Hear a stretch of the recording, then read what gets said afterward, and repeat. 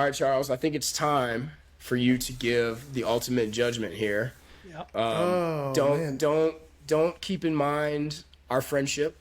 You know, Jordan is so full of shit. Every time it's judgment time, I feel like this is pulling on the subtle, like, just remember that I put you on the podcast. Yeah. Just remember our friendship.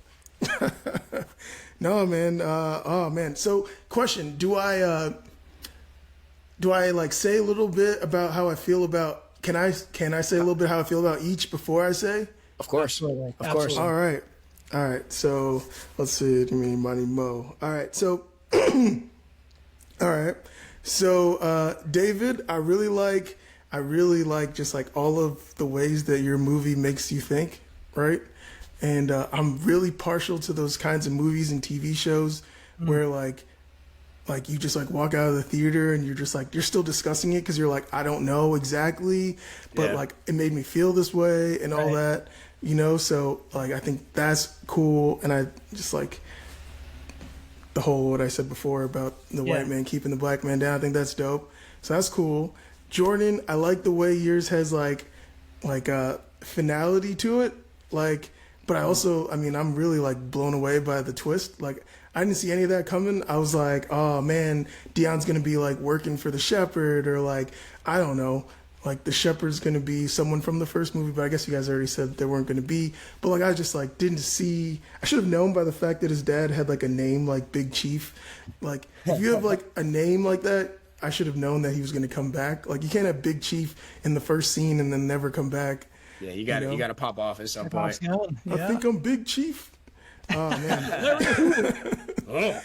But and I like the way yours like starts with all this emotion, like losing the kid and the wife, and like for nothing, right? Because it's just like he's just doing his job. He's just being a good cop. That's right. And it's just like fuck, man. Sometimes life just you can do everything right, and the world's just gonna fuck with you, man. And so I really like that, and so I like both of these. I wish I could just like make them into one big movie, or maybe like a double prequel, like it's like there you go. Now we're talking. Honestly, I feel like yours turns in like could be a series, right? Like straight up The Wire-esque, and like he's doing all this stuff, and like just how he's going through it, and just man. But all that being said, man, I gotta give this one to David. David really. Oh man. Oh, you gotta make him think, Gordon. You gotta make him think out there. All right. No, I'm dead ass. I came into this and I was like, man, it's gonna be a lot of pressure. I know Jordan's up, but I don't want to just give it to David because then they'll be tied. Like if Jordan wins it, Jordan wins it. I kept telling myself Jordan wins it. Then as like I'm like starting to fall in love with David's story, I'm like, oh man, people are gonna think I'm like trying to even it up. I'm really not. But like the way like the way it had me going through it, I was like I had to give it to my man David over here.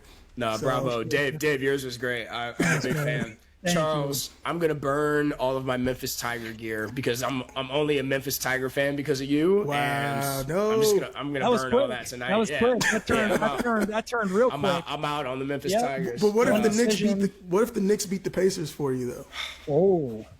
I don't care anymore. I just like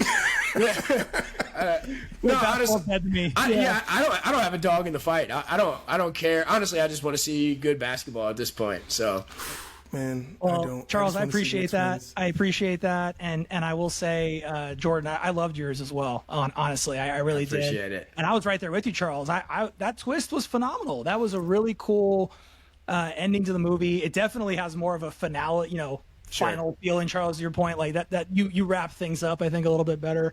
And yeah, I think like you were saying, Charles, when you Jordan, when you introduced Big Chief, in screenwriting or storytelling, the concept of like Chekhov's gun.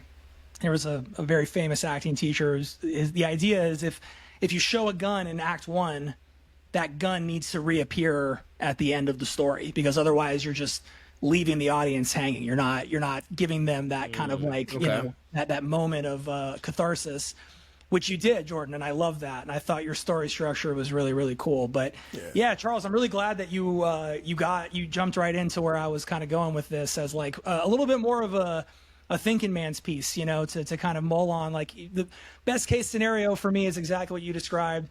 Folks are walking out of the theater talking about, you know, what they just saw, talking about the bigger issues that the movie's kind of like highlighting on. So that's awesome. I appreciate it. And now we're all square. We're squared up. Babies. We're squared yeah, up. just like that. 2-2. So we got. I once had a coach that said a tie is like kissing your sister.